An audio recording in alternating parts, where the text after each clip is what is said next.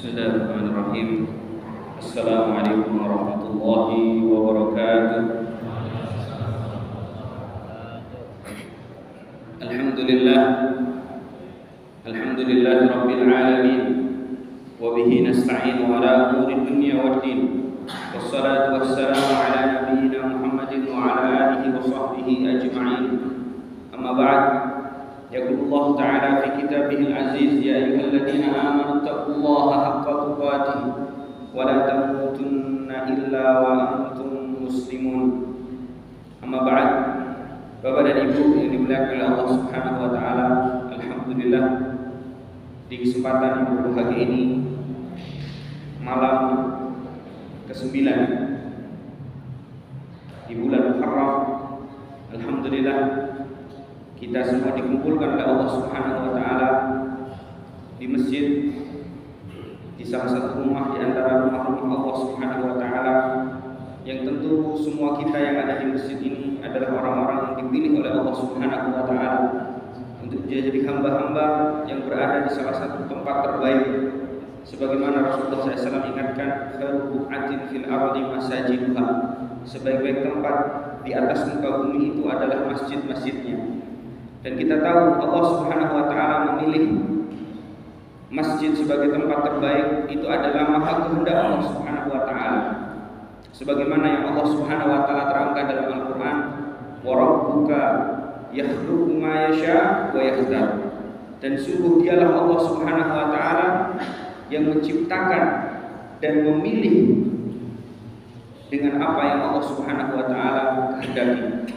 Artinya Allah Subhanahu wa taala dengan maha kehendaknya, dengan maha kuasanya, dengan kebesarannya Allah Jalla wa Ala, Allah Subhanahu wa taala menciptakan apapun yang Allah Subhanahu wa taala inginkan. Di mana Allah Subhanahu wa taala terkadang menciptakan ciptaan-ciptaannya yang mungkin tidak bisa kita lihat dengan kasat mata.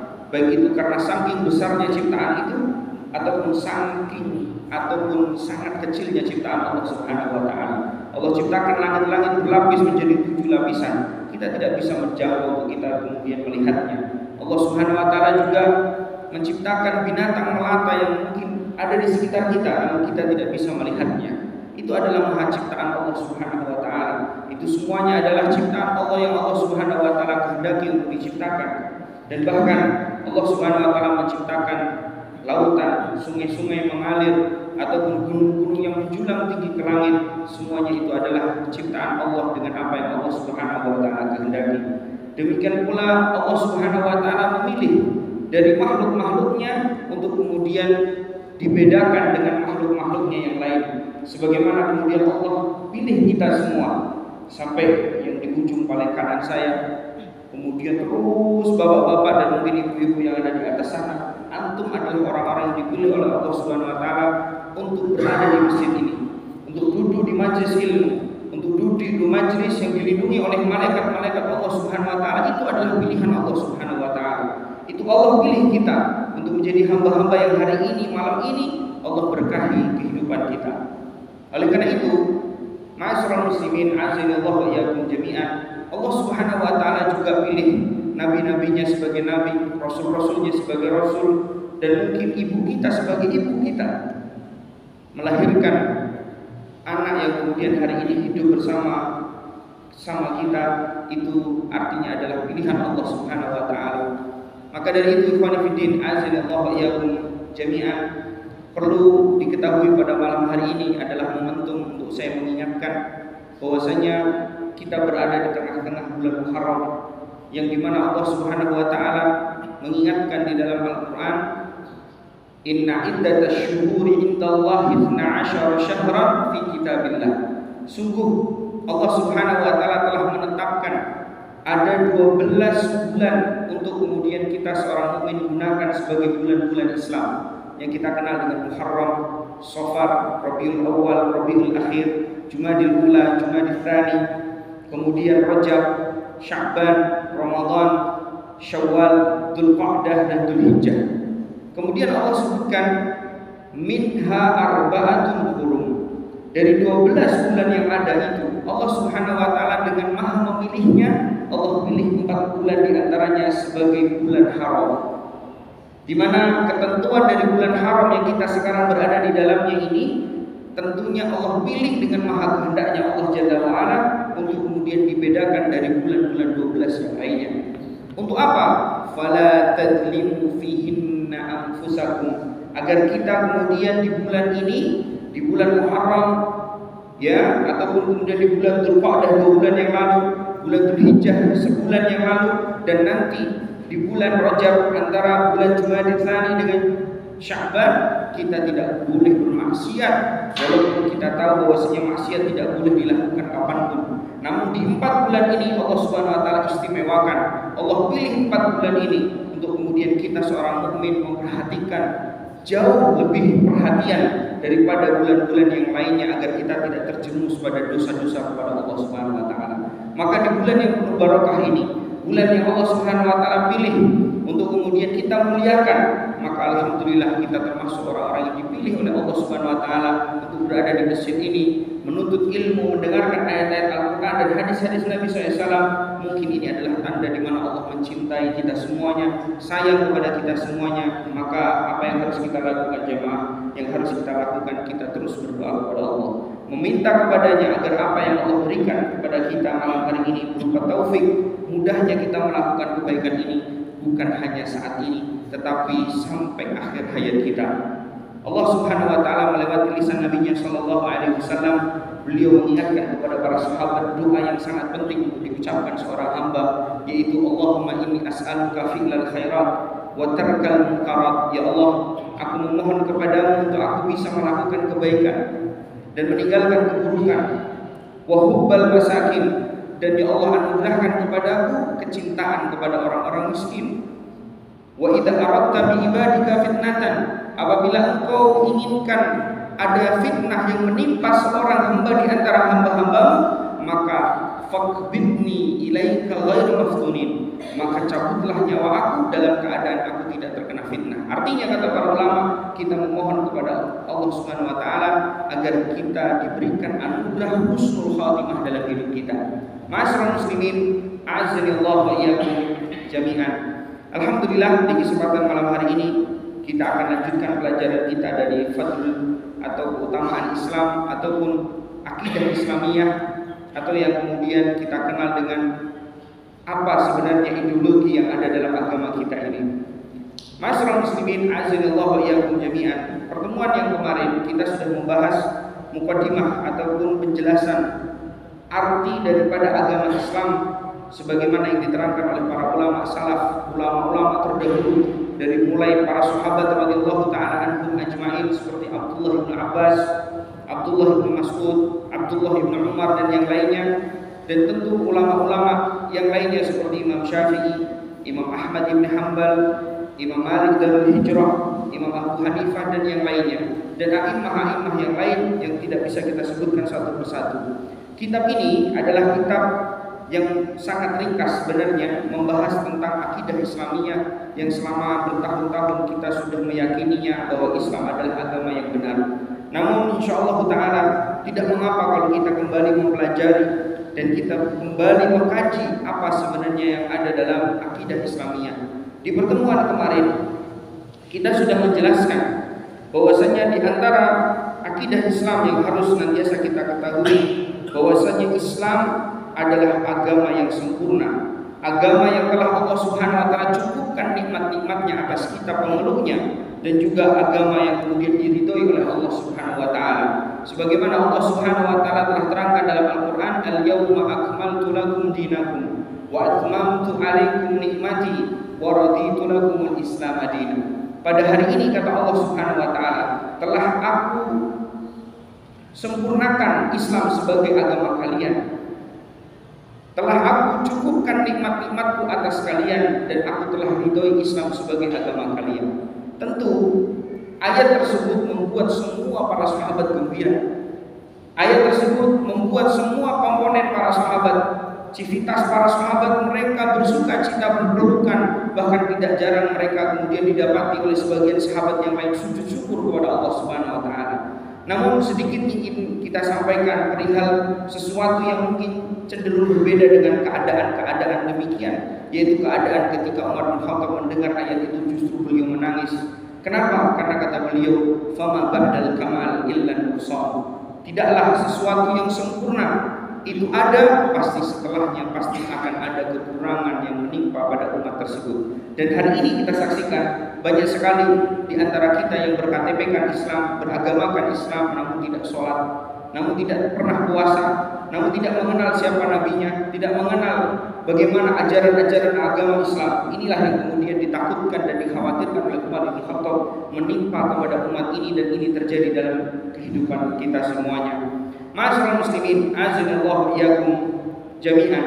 Di pertemuan yang lalu kita sudah sampai pada pembahasan itu, dan insyaallah taala kita akan lanjutkan salah satu firman Allah Subhanahu wa taala dalam surah Ali Imran yang dinukil oleh beliau Syekh Muhammad bin Shalih Al-Utsaimin, di mana beliau menyampaikan satu ayat yang menguatkan betapa agama Islam yang kita anut hari ini, yang kita percayai bahwasanya Islam adalah agama yang benar. Ternyata di dalam Al-Quran Allah tegaskan, wa man yabtaghi ghairal islami dinan fala yuqbala minhu wa huwa fil akhirati minal khasirin. Barang siapa yang mengambil dan menganut agama selain agama Islam, maka sungguh mereka orang-orang yang mungkin punya potensi untuk melakukan kebaikan. Karena kita tahu bahwasanya orang yang hidup di dunia ini tidak semuanya orang yang kemudian tidak beragama Islam semuanya jahat. Tetapi kita lihat dan kita saksikan banyak juga orang-orang yang mungkin di luar Islam, mereka secara akhlak, secara attitude, secara kehidupan mereka baik di tengah-tengah masyarakat. Namun lihat kebaikan yang mungkin ada sebagian kita mempertanyakannya, kenapa orang baik kok dihukum, kenapa orang baik itu kok kemudian tidak diganjar dengan surga. Maka ini jawabannya. Allah Subhanahu wa taala berfirman, "Fala yuqbala minhu." Allah tidak akan menerima apa yang mereka lakukan berupa kebaikan-kebaikan. Karena sungguh syarat diterimanya kebaikan seseorang dalam melakukan ibadah kepada Allah adalah ikhlas karenanya dan mengikuti sunnah Nabi kita Muhammad sallallahu alaihi wa ala alihi wasallam. Allah berfirman dalam Al-Qur'an, "Qul in kuntum tuhibbunallah fattabi'uni yuhibbukumullah." Apabila kalian mencintai Allah Subhanahu wa taala, maka kita diperintahkan kata Allah untuk mengikuti Nabi Muhammad sallallahu alaihi wasallam. Ini menjadi syarat mutlak untuk kita seorang hamba melakukan ibadah diterima di sisi Allah Subhanahu wa taala.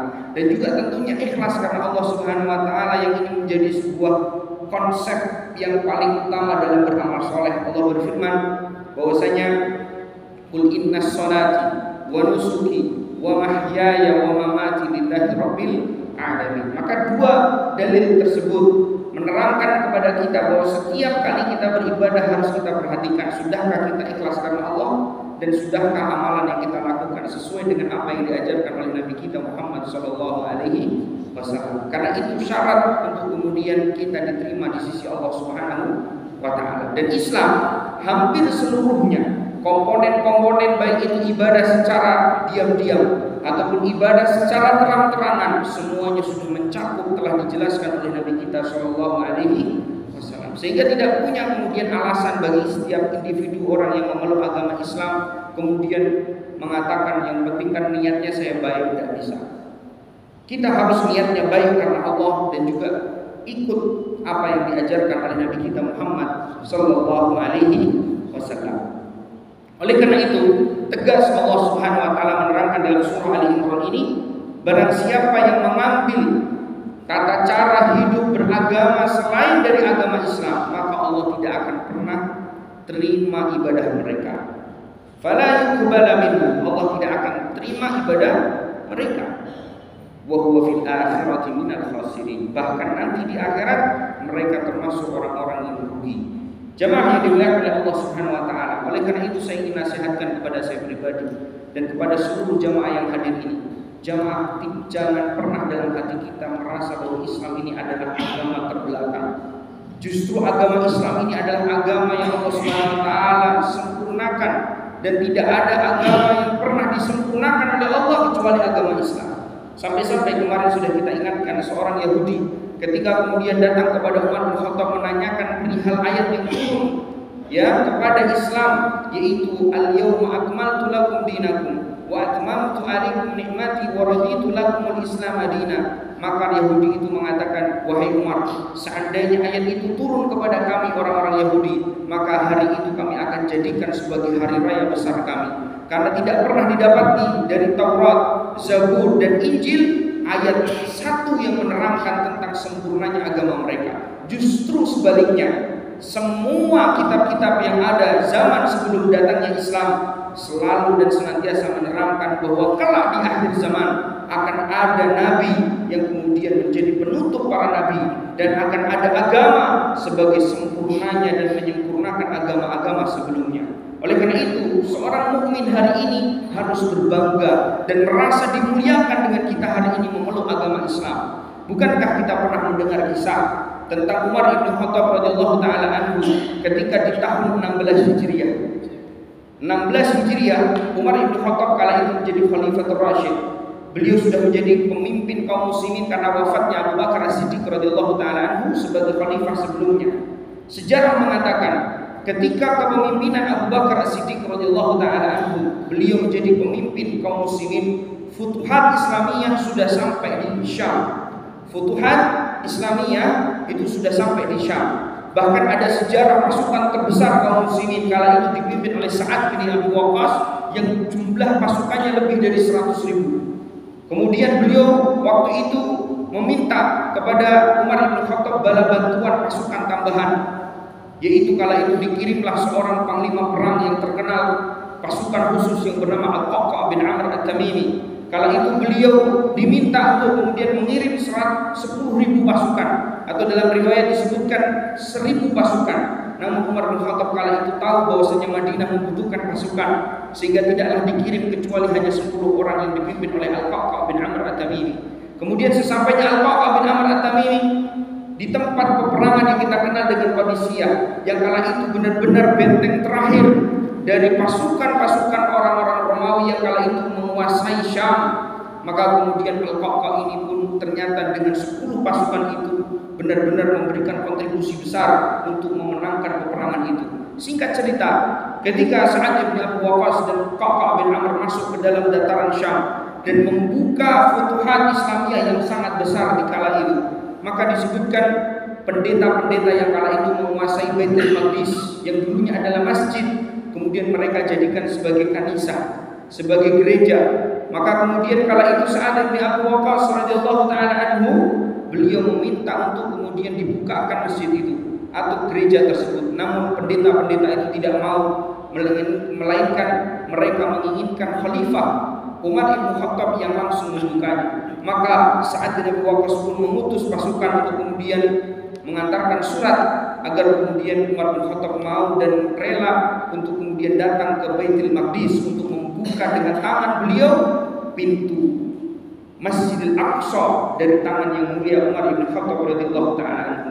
Kemudian singkat cerita, Umar bin Khattab pun akhirnya kemudian datang dengan satu pembantunya, dengan satu unta yang beliau tunggangi, dan itu pun beliau bergantian dengan pembantunya.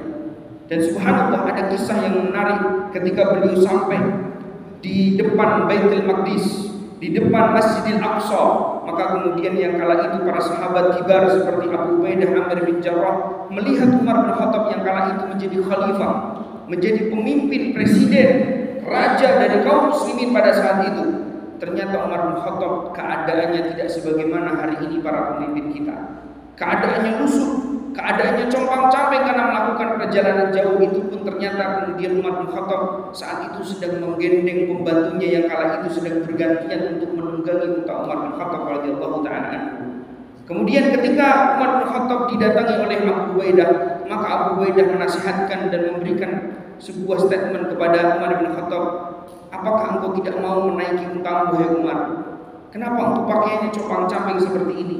Apa perlu kami kemudian ambilkan pakaian yang bagus untuk engkau kenakan wahai Umar? Maka kemudian Umar bin Khattab menasihatkan sebuah kalimat yang tentunya ini berharga bagi kita semuanya. Kalimat tersebut disampaikan kepada Abu Ubaidah Amir bin Jarrah. Beliau mengatakan, laula yaqulu ghairuka ya Abu Ubaidah. Seandainya yang mengatakan hal tersebut bukanlah engkau wahai Abu Ubaidah, sungguh kami ini, sungguh kita ini kaum muslimin, nahnu qaumun a'azzallahu bil Islam. Sungguh Umar sambil meneteskan air mata. Beliau adalah pemimpin yang pasukannya ribuan, yang kala itu sudah bisa menguasai dan memporak-porandakan Romawi. Tentu kalau kemudian Umar bin Khattab mau bersombong diri pun sangat mampu dan itu layak bagi beliau. Tapi Umar bin Khattab menangis ketika ada sahabat yang mulai melihat sisi kemuliaan bukan dari Islamnya, tapi melihat sisi kemuliaan dari sisi pakaian, kendaraan, ataupun kemudian apa-apa yang ada pada dirinya. Maka Umar bin Khattab mengatakan, wahai Abu Ubaidah, inna qaumun a'azzanallahu bil Islam. Sungguh kita ini adalah umat kaum yang Allah muliakan dengan Islam. Kita mulia bisa kemudian menguasai Romawi. Kita mulia bisa mengalahkan orang-orang kufar. Itu bukan karena kemudian kita kuat ataupun kita kaya, ataupun kita menguasai sebelumnya dataran-dataran yang ada di Syam ini. Bukan, tetapi Allah muliakan kita karena kita memeluk agama Islam yang dibawa oleh Nabi Muhammad SAW. Falamma ibtaghaina al-izzata min ghairi al-Islam adallana Allah. Maka ketahuilah wahai Abu Ubaidah, kalau seandainya hari ini kita mulai memandang kemuliaan bukan lagi dari Islam, kita mulai memandang kemuliaan dengan harta, kita mulai memandang kemuliaan dengan jabatan, kita mulai memandang kemuliaan itu karena apa yang ada pada diri kita, maka sungguh Allah akan rendahkan dan Allah akan hinakan kita semua. Ini nasihat yang sangat berharga dari Umar bin Khattab radhiyallahu ta'ala, orang yang kala itu menguasai hampir seluruh jazirah Arab dan juga bahkan berekspansi sampai ke Syam yang kala itu sudah dikuasai oleh orang-orang Romawi dan Persia. Ternyata ucapannya adalah terus mengagungkan bukan dirinya, tetapi Islam yang diagungkan. Maka hari ini yang kemudian Islam sudah sampai di negeri yang kita cintai ini, bahkan sudah masuk ke rumah-rumah kita, tidaklah murotal-murotal itu terdengar kecuali di kamar-kamar dan mobil-mobil kita. Maka harusnya kita hari ini berbangga, harusnya hari ini kita merasa mulia dengan datangnya Islam dalam kehidupan kita. Ma'asyiral muslimin, a'azzani Allah wa iyyakum jami'an. Oleh karena itu, Allah Subhanahu wa taala mewajibkan kepada kita semuanya untuk memeluk agama Islam. Bukan hanya hari ini yang kemudian sudah masuk kepada Islam, tapi kita juga harus tahu bahwasanya Allah mewajibkan kepada seluruh umat manusia yang hari ini hidup di atas muka bumi untuk mereka beragama dengan agama Islam. Allah Subhanahu wa taala diterangkan oleh para ulama kita, wa qad faradallahu ta'ala 'ala jami'in nas an yadinu lillahi ta'ala bihi. Sungguh kata beliau, Allah telah mewajibkan atas seluruh manusia untuk mereka beragama dengan agama Islam. Allah Subhanahu wa taala berfirman dalam Al-Qur'an surah Al-A'raf, "Qul ya ayyuhan nas inni rasulullah ilaikum jami'an." Lihat, Allah perintahkan Nabi Muhammad untuk mengatakan kepada seluruh manusia.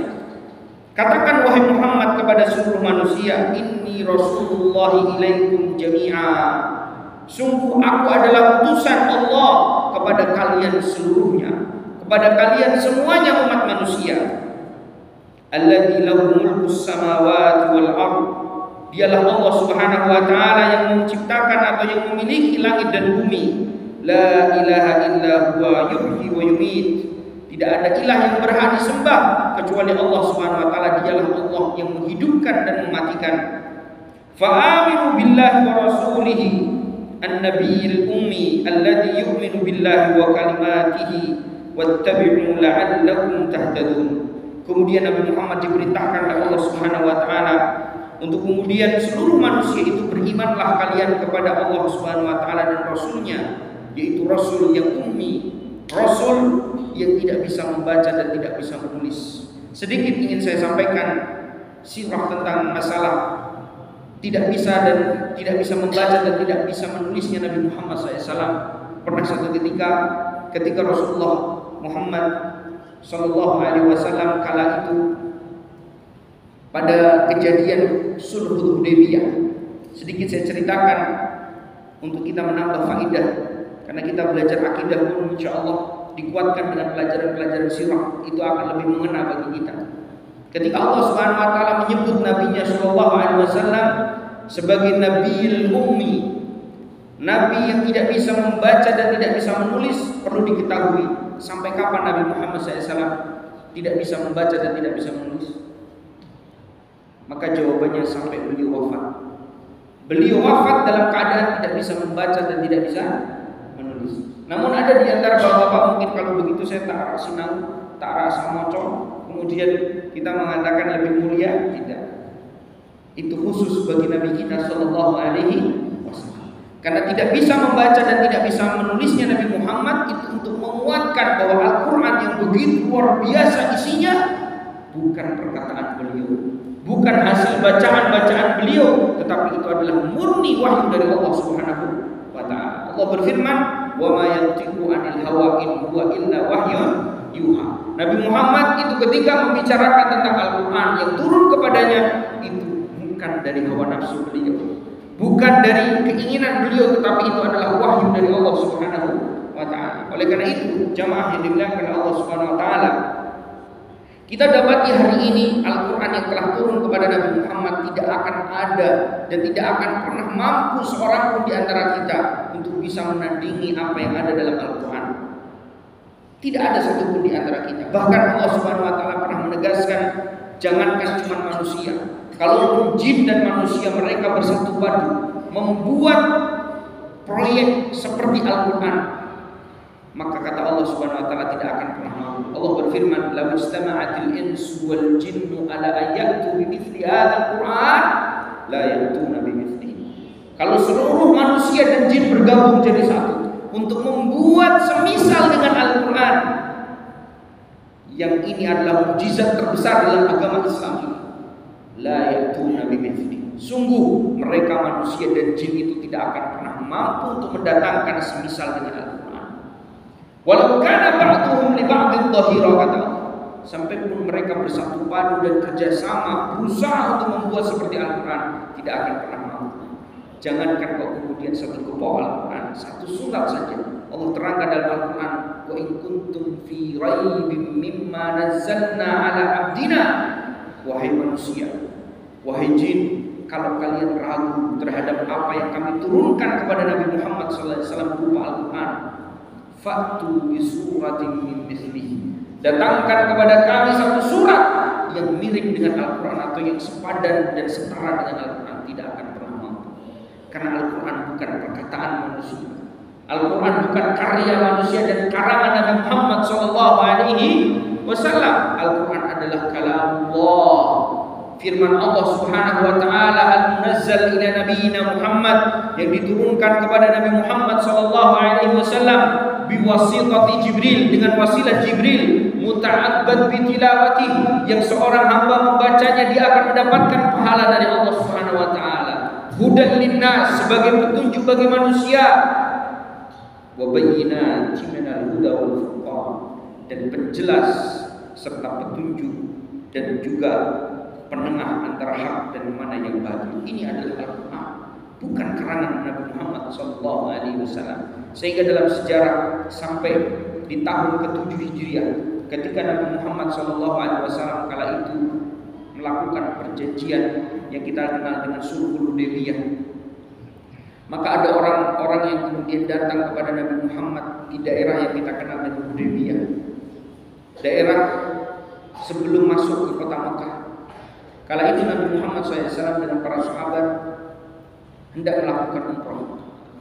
Maka Rasulullah Muhammad SAW dihadang oleh mereka orang-orang musyrikin Quraisy dengan delegasi yang dikenal, di mana kemudian orang-orang ini adalah pintar dalam bernegosiasi, sehingga kemudian perjanjian-perjanjian yang disepakati oleh Nabi Muhammad dengan mereka orang-orang musyrikin itu bahkan disebutkan dalam sejarah tidak menguntungkan bagi kaum muslimin menurut logika para sahabat. Namun Nabi Muhammad SAW dengan wahyu serta bimbingan Allah, beliau menyepakati. Maka kemudian Rasulullah memerintahkan Ali bin Abi Thalib radhiyallahu ta'ala anhu, yang kala itu kita tahu beliau adalah orang yang bisa menulis dan bisa membaca, untuk menuliskan surat yang dibuat oleh Nabi Muhammad SAW dari perjanjian tersebut. Maka kemudian Ali bin Abi Thalib menulis, diperintahkan oleh Nabi Muhammad SAW, Bismillahirrahmanirrahim, ditulis oleh Ali bin Abi Thalib, Bismillahirrahmanirrahim, min Muhammad ibn Abdullah Rasulullah Ditulislah sama Ali bin Abi Thalib dari Muhammad bin Abdullah Rasulullah. Maka ketika kemudian sampai pada kalimat Rasulullah Muhammad SAW, maka utusan orang-orang musyrikin pun berkata, stop, berhenti wahai Muhammad, tolong hapus tulisan Rasulullah. Subhanallah. Maka kemudian Rasulullah Muhammad SAW memerintahkan kepada Ali bin Abi Thalib untuk kemudian menghapusnya. Seraya orang-orang musyrikin mengatakan, seandainya kami beriman bahwa engkau adalah utusan Allah, maka sungguh kami tidak akan pernah melakukan perjanjian ini kepada kalian. Karena kita tidak yakin bahwa engkau adalah utusan Allah, maka kemudian hapuslah tulisan Rasulullah itu. Kemudian Ali bin Abi Thalib kala itu mengatakan, demi Allah, innaka Rasulullah, sungguh engkau adalah utusan Allah. Demi Allah, aku tidak akan pernah mau menghapus tulisan itu.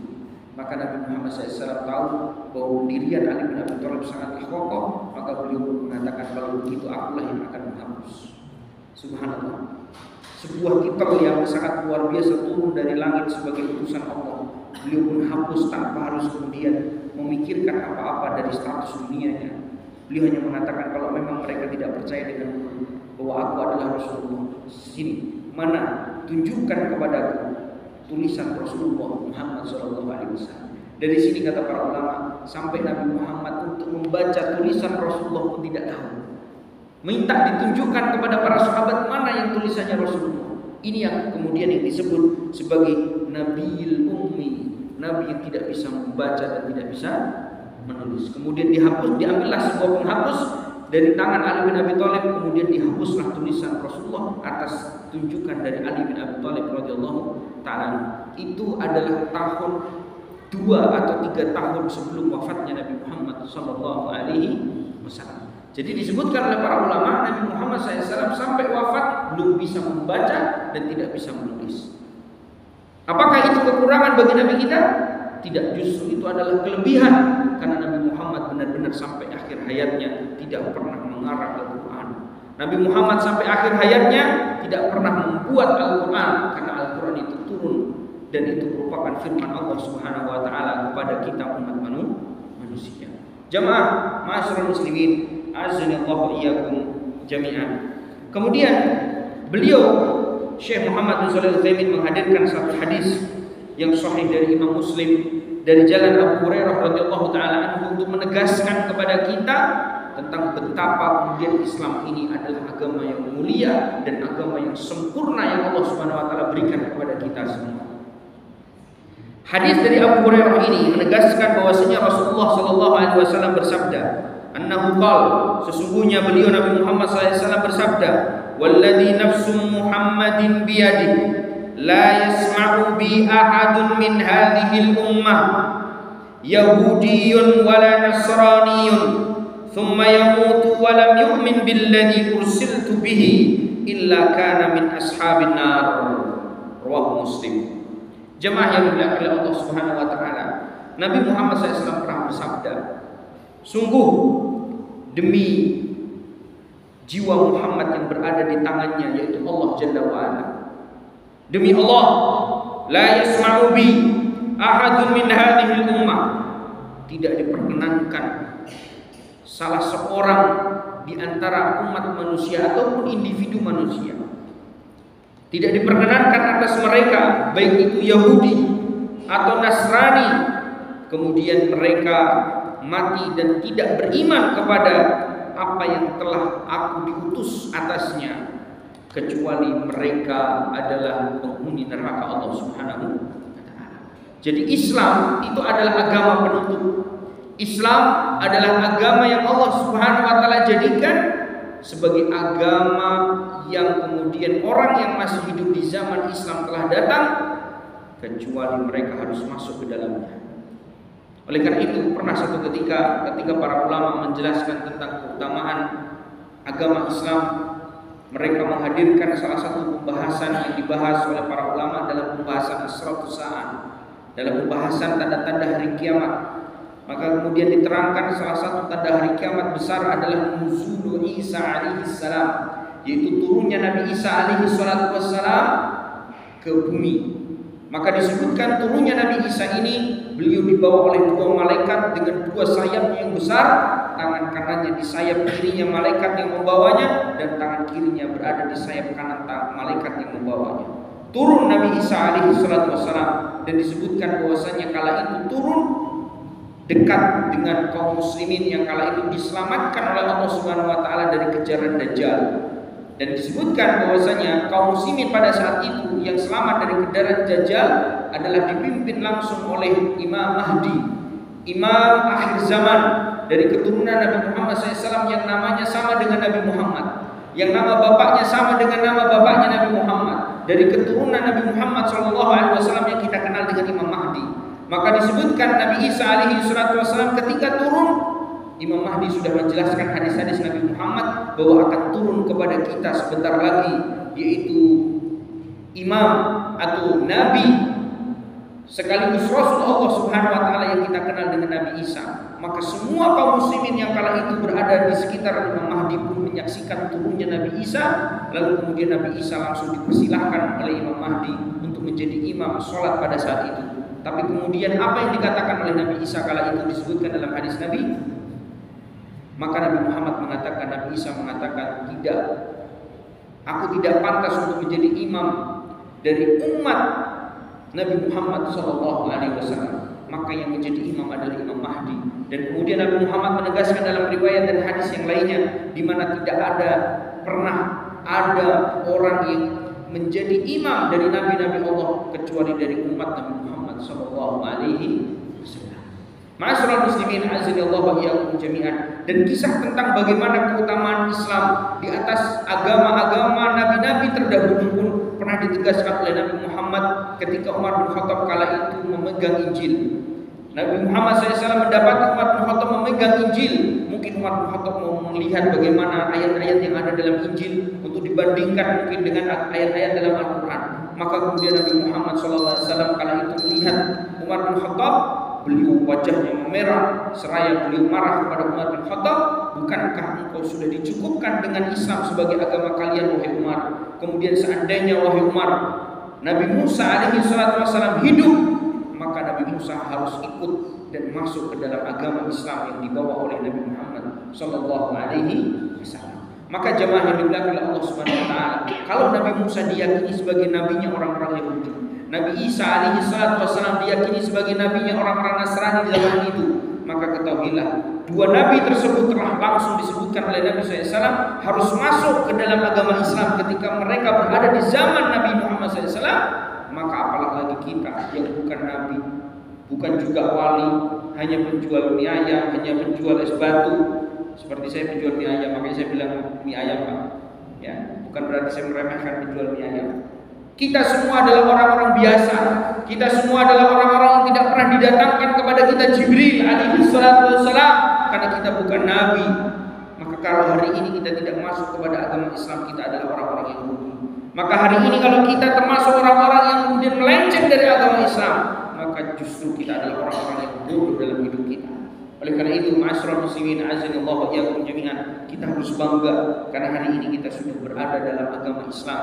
Maka teruslah belajar Islam, dan insya Allah kajian-kajian kita akan kembali mengajarkan kepada kita tentang keagungan dan keistimewaan Islam yang insya Allah di pertemuan-pertemuan yang akan datang. Mudah-mudahan yang sedikit ini bermanfaat bagi kita. Insya Allah kita akan lanjutkan lagi di pertemuan yang akan datang tentang bagaimana kemudian Nabi Muhammad SAW mengajarkan kita sebagai seorang mukmin harus seperti apa menjalani agama Islam ini. Wallahu ta'ala a'lam bishawab. Kita akhiri dengan doa kafaratul majlis. Subhanakallahumma bihamdika asyhadu an la ilaha illa anta astaghfiruka wa atubu ilaik. Assalamualaikum warahmatullahi wabarakatuh.